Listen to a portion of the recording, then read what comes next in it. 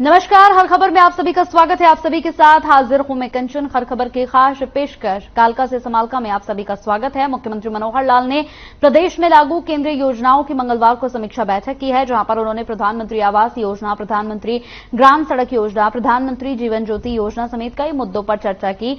साथ ही जरूरी अनुसार यहां पर कदम उठाने के निर्देश भी दिए हैं।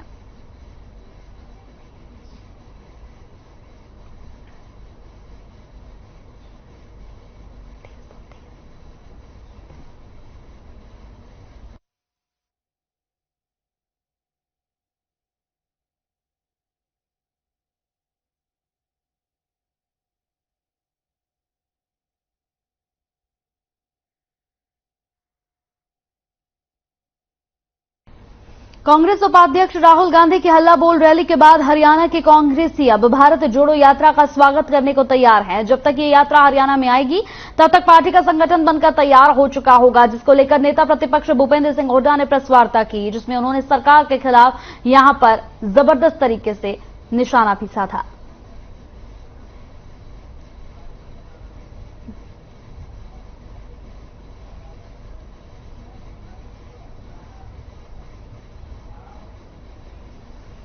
वहीं अंबाला में कांग्रेस की भारत जोड़ो यात्रा पर गृह मंत्री अनिल विज ने निशाना साधा है। इस दौरान उन्होंने कहा है कि भारत को तोड़ना कांग्रेस के डीएनए में शामिल है और यही लोग बार बार ऐसे प्रकरण करते हैं जिससे देश कमजोर होता है। वहीं प्रदेश में एक बार फिर से आरडीएक्स मिलने पर गृह मंत्री अनिल विज ने हरियाणा पुलिस की काफी तारीफ की है। उन्होंने कहा कि हमारी पुलिस बहुत सतर्क है और पिछले कुछ दिनों में कई जगहों पर भारी मात्रा में आरडीएक्स मिला है।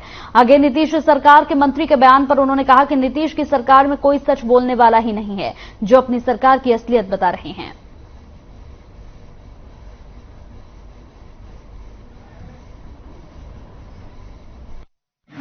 देखिए, हमारी पुलिस देश के टुकड़े करना कांग्रेस के डीएनए में शामिल है।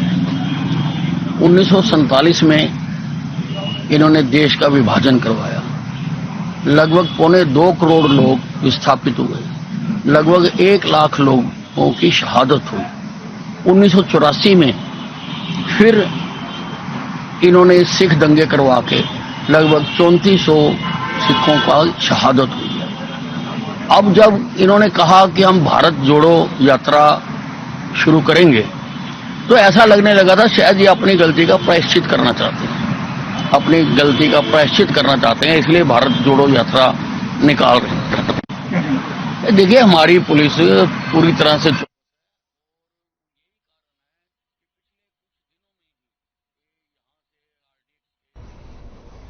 तो वहीं इंद्री में 2 किसान भाइयों की धान की फसल बर्बाद हो गई। बताया जा रहा है कि भाइयों ने 5 एकड़ जमीन ठेके पर ली थी और धान लगाई थी, लेकिन कुदरत की मार से न सिर्फ धान की खड़ी फसल बर्बाद हो गई बल्कि लाखों रुपए का नुकसान भी झेलना पड़ा।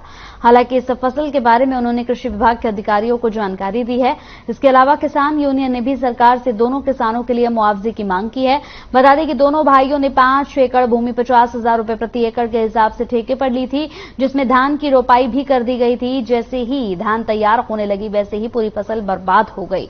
वहीं दोनों भाइयों ने कहा कि बड़ी मुश्किल से इस फसल को तैयार किया था और अब ये फसल पूरी तरह से बर्बाद हो गई है, जिसकी भरपाई करना बहुत मुश्किल है।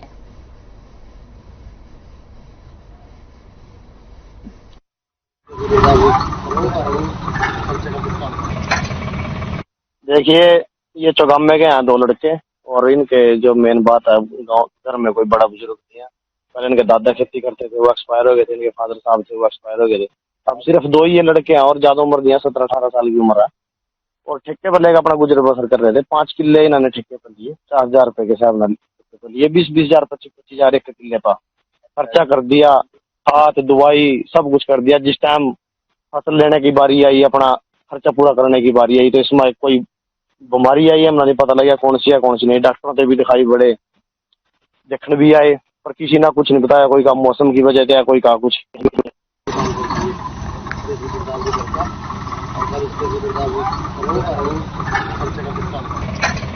कर लेते इस वक्त की बड़ी खबर का, जो कि हिसार से आ रही है। इस वक्त की बड़ी अहम खबर आपको बताते चले कि सोनाली फोगाट के परिवार से मिलेंगे दीपेंद्र हुड्डा। बड़ी खबर, सोनाली फोगाट के फार्म हाउस पर करेंगे मुलाकात। आज आदमपुर के कई कार्यक्रम में पहुंचे थे दीपेंद्र। हल्के के कई गांव के कार्यक्रमों के बाद करेंगे मुलाकात। सोनाली फोगाट के परिजनों से आज मुलाकात करने के लिए पहुंच रहे हैं दीपेंद्र हुड्डा। बताते चले कि सोनाली फोगाट मर्डर केस की अब सीबीआई जांच होगी। तो आज आदमपुर के कई कार्यक्रमों में पहुंचे थे दीपेंद्र। सोनाली फोगाट के परिवार से भी मुलाकात करेंगे कुछ ही देर में। बड़ी खबर इस वक्त की, हिसार से बड़ी खबर, बड़ी अपडेट आप तक पहुंचा रही है। हर खबर सोनाली फोगाट के फार्म हाउस पर मुलाकात होगी। आज आदमपुर के कई कार्यक्रमों में पहुंचे थे दीपेंद्र हुड्डा। साथ ही आपको बता दें कि आज सोनाली फोगाट के पूरे परिवार के साथ मुलाकात करने के लिए जा रहे हैं। हालांकि सोनाली फोगाट मर्डर केस की अब सीबीआई जांच के आदेश भी दे दिए गए हैं। इस पूरे मामले पर अब सीबीआई जांच होगी, जिसे लेकर अब दीपेंद्र हुड्डा भी उनसे मिलने के लिए पहुंच रहे हैं, उनके परिवार वालों से मिलने के लिए पहुंच रहे हैं। सोनाली फोगाट मर्डर केस में लगातार जांच तेज हो चुकी है। दीपेंद्र हुड्डा उनके परिजनों से मिलने के लिए सोनाली फोगाट के फार्म हाउस पर पहुंच रहे हैं। वहां पर ही परिवार वालों के साथ मुलाकात होगी।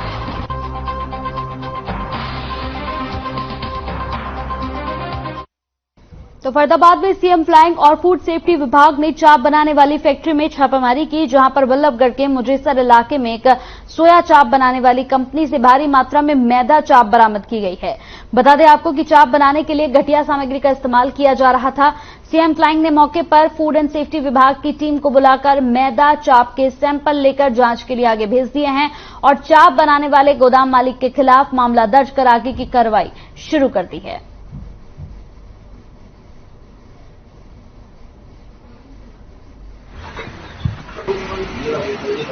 सीएम फ्लाइंग से सूचना मिली थी कि मुजेसर एरिया में यहाँ पर चाप बनाने का काम चल रहा है। तो इसी के आधार पर हम यहाँ पर आए थे और यहाँ पर एक मुजेसर इंडस्ट्रियल एरिया है, यहाँ पर एक प्रीमाइसिस मिला है हमें, यहाँ पे जहाँ चाप बनाने का काम चल रहा था, तो उसी के हमने सैंपल ले लिए। कितनी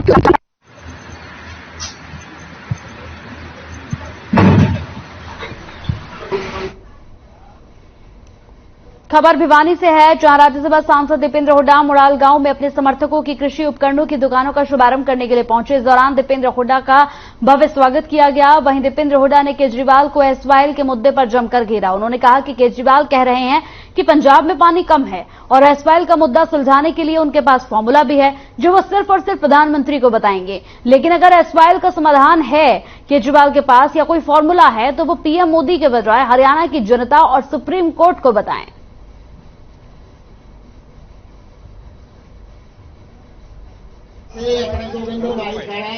आदमी पार्टी जो है के जो नेता हैं अरविंद केजरीवाल जी, वो आए थे अभी हिसार में 2-3 दिन पहले। उन्होंने एक बात कही, उन्होंने कहा कि मैं फॉर्मूला है मेरे पास एसवाईएल का समझौता करने का, क्योंकि ना पंजाब के पास भी पानी कम है, हरियाणा के पास भी पानी कम है, और मेरे पास एक फॉर्मूला है, मैं वो प्रधानमंत्री को बताऊंगा।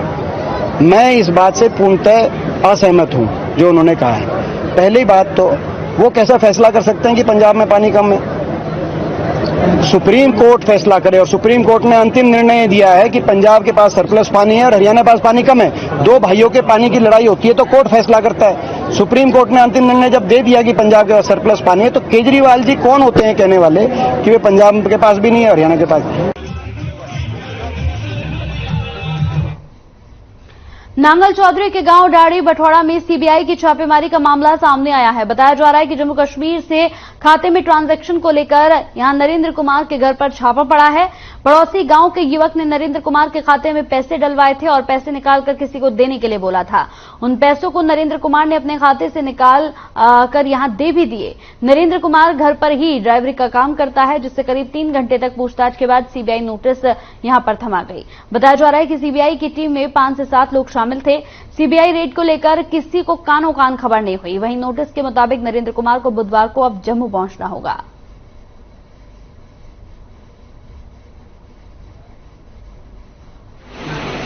7:30 बजे से एक सीबीआई की टीम आई थी, 5-7 आदमी थे। वो आए और हमारे घर का निरीक्षण किया और 2-4 कागज जो मांगे थे वो हमने दे दिए, और उन्होंने चलते समय हमें एक छोटा सा लेटर देके गए। कल वहां पहुंचना है। हरियाणा के महेंद्रगढ़ जिले में कुछ देर पहले सीबीआई की जो रेड है वो रेड यहां पर की गई। महेंद्रगढ़ जिले के गांव ढाणी बाठोटा का ये पूरा मामला है, जहां पर सीबीआई के कुछ अफसर पहुंचे थे और वो तहकीकात यहां पर कर रहे थे। जब यहां पर बातचीत की गई तो साफ तौर पर बताया गया है कि किसी बैंक अकाउंट के अंदर एक ट्रांजैक्शन हुआ था, जो 9 से 10 लाख रुपए का ट्रांजैक्शन यहां पर बताया जा रहा है।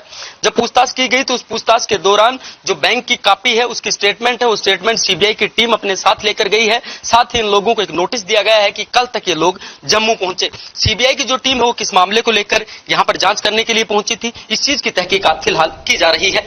कैमरा पर्सन हिमांशु नेगी के।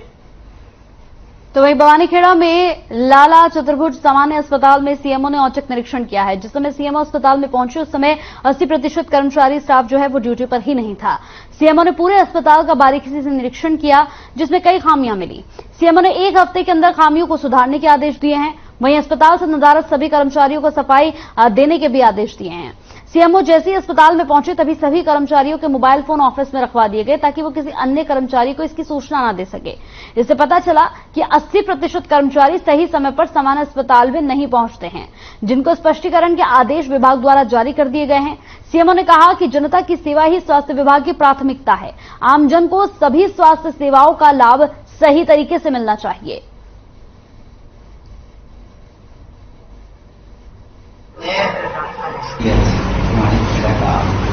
दौरा किया।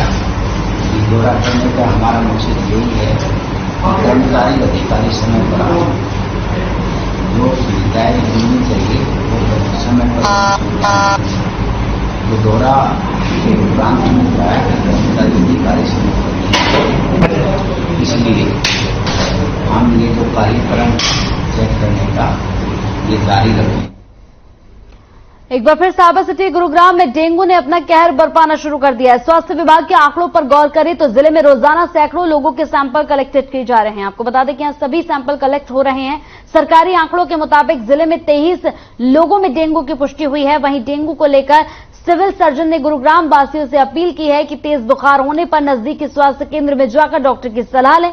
बता दें कि 5 सालों के बाद गुरुग्राम में डेंगू फिर से पैर पसार रहा है। हालांकि कोरोना काल में डेंगू के मामलों में कमी आई थी, लेकिन एक बार फिर से सिविल अस्पताल में डेंगू के लक्षण वाले मरीजों की तादाद जो है वो बढ़ रही है।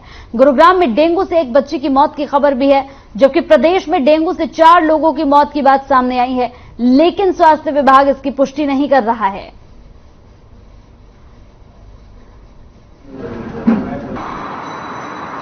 जो फोगिंग करेंगी और अदरवाइज जो हेल्पलाइन नंबर जो फोगिंग के लिए 1800 180 1870 जारी किया गया, या जहां केस पॉजिटिव आएगा डेंगू का उस एरिया में फोगिंग करना भी सुनिश्चित करेंगे। बिल्कुल डेंगू का मैंने बताया ना सीजन होता है, और ऐसे टाइम पर खास करके आपको छोटे बच्चे या जो बुजुर्ग हैं उनको ज्यादा ध्यान देने की जरूरत है, क्योंकि इनमें डेंगू की सीवियरिटी भी ज्यादा हो सकती है। ऐसे में अब खास करके डेंगू का मच्छर जो है वो डे बाइट भी होती है, और मच्छर आपके घर में घुसता कब है उस टाइम को अवॉइड करना चाहिए। खास करके इवनिंग में ये आपके घर में घुसता है और डे में आपको बाइट करता है। तो एक संभवतः मौसम भी इतनी गर्मी नहीं रही है, तो फुल बाजू के आप कपड़े पहने, जब तक हो सके मॉस्किटो रेपेलेंट्स का यूज करें।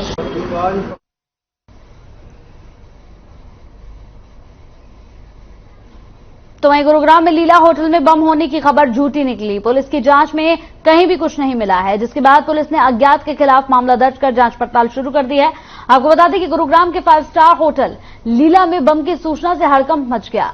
बताया जा रहा है कि होटल के लैंडलाइन नंबर पर एक फोन आया, सूचना आई, जिसके बाद होटल में हड़कंप मच गया और होटल में ठहरे तमाम गेस्ट और स्टाफ को बाहर निकाला गया और साथ ही बम निरोधक दस्ते को जानकारी दी गई। आनंद फानंद में तुरंत वहां पर फायर ब्रिगेड की गाड़ियां भी पहुंची और साथ ही साथ पुलिस भी पहुंची। पूरी तहकीकात हुई, लेकिन कहीं पर भी कुछ नहीं मिला।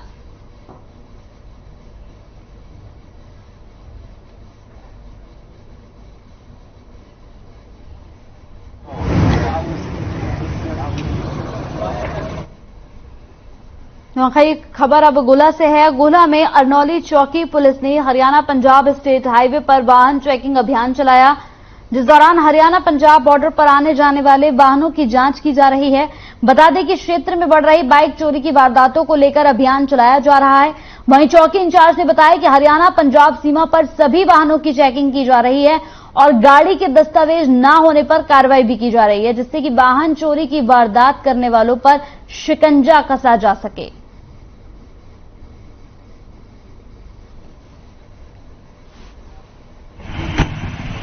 की चौकी है और इसमें तकरीबन जो है सभी गाड़ियों को चेक किया जाता है, तकरीबन पंजाब से आने वाली गाड़ियों को, और कागजात भी चेक किए जाते हैं। वैसे भी नॉर्मल चेक किया जाता है, भाई कोई किसी प्रकार की ऐसी चीज़ तो नहीं ले रहे इस तरह से।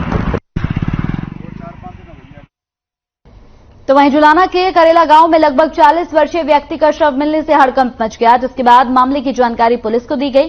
सूचना मिलते ही मौके पर पहुंची पुलिस ने शव को कब्जे में लेकर पोस्टमार्टम के लिए भेज दिया।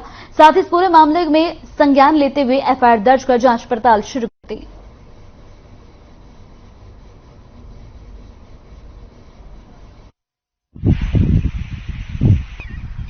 हमारी को सूचना प्राप्त हुई थी कि करेला खेतों में एक युवक की डेड बॉडी पड़ी हुई है, जो इसी सूचना पर मौका पर पहुंचकर देखा तो एक युवक की डेड बॉडी खेतों में एक कोठा पर खाट चारपाई पे पड़ी हुई थी। जो मौका पे सीनो क्राइम टीम और डीएसपी साहब भी मौका पर पहुंचे। इस संबंध में उनके परिवार वालों ने हत्या की आशंका जताई जा रही थी।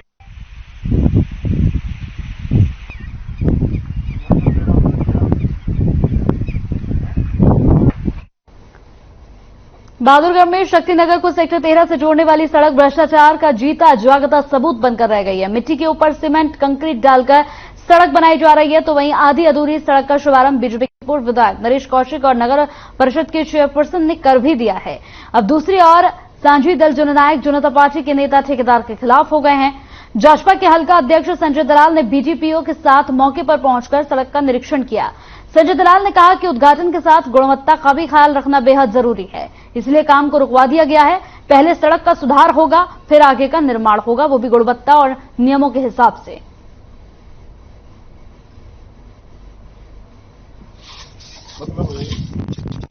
ठीक तरीके से नहीं बनाई जा रही है, तो इसलिए मैं आज इसका निरीक्षण करने आया और वाकई में मैंने देखा ये नॉर्म्स के हिसाब से 6 इंची माल इसमें पड़ना चाहिए, नीचे वापसी पड़नी चाहिए और उसके ऊपर फिर जो है आरसीसी बननी चाहिए। अच्छा। और जो है ना ये आधा इंची माल डाल के और इसके ऊपर मिट्टी डाल के और पानी छोड़ रहे हैं ताकि क्रैक्स वगैरह भर जाए। कल को इंस्पेक्शन हुए तो इंस्पेक्शन में पता ना चले। कोने पर कोने का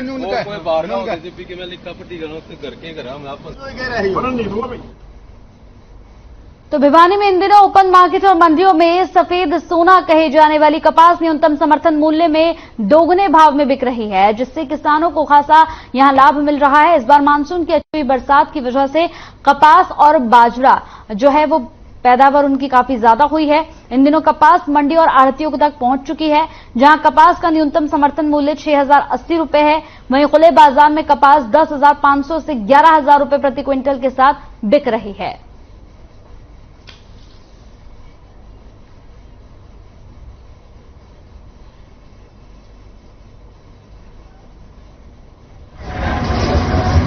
देखिए अब की बार कपास की बहुत ही अच्छी फसल है, बिल्कुल सफेद जमींदार की बल्ले बल्ले है। अब की बार 10,500 रुपए के लगभग हमारी जो जमींदार की कपास है लेके आ रहे हैं, तुरंत आ रहे हैं और बेच रहे हैं और लेके जमींदार खुशी से अपने घर जा रहे हैं। 15-20 क्विंटल के करीब कपास बेच दी अभी पहली चुगाई की, और अब पिछले साल से अब की बार भाव ज्यादा है, करीबन 2 गुना हो रखे हैं। और अगर यही भाव किसान को मिलते रहे तो अच्छी बात है, उसका भी खर्चा निकले और बड़ी आमदनी हो। अजीतपुर से है, 10,250 रुपए बेच के गए हैं हम कपास को।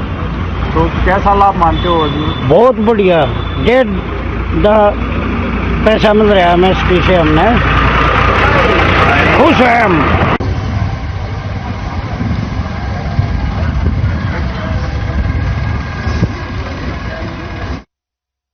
खबर झज्जर से है, जहां खुंगाई और खेड़ी जटगांव के बीच हुए सड़क हादसे में बिजली निगम के ठेका कर्मचारी की मौत हो गई। मृतक की पहचान मोहित के रूप में हुई है। दरअसल मृतक सोमवार को ड्यूटी से वापस आ रहा था, लेकिन जब युवक देर रात तक घर नहीं पहुंचा तो परिजनों ने उसकी तलाश शुरू कर दी। बाद में मोहित की बाइक और शव दोनों सड़क पर पड़े हुए मिले। मृतक के चाचा नरेश ने बताया कि करीब रात 1 बजे मोहित का शव मिला। किसी अज्ञात वाहन ने उसे टक्कर मार दी थी, जिसके कारण उसकी मौत हो गई। फिलहाल पुलिस ने अज्ञात वाहन के खिलाफ मामला दर्ज कर लिया है और शव को पोस्टमार्टम के लिए भेज दिया है।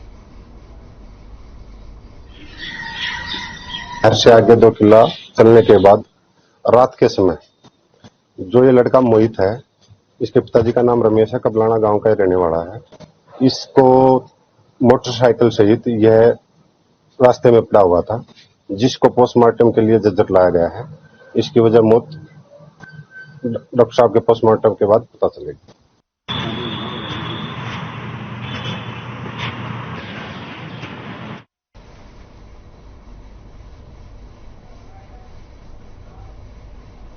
चलिए इसी के साथ बुलेटिन में मेरे साथ इतना ही। नमस्कार।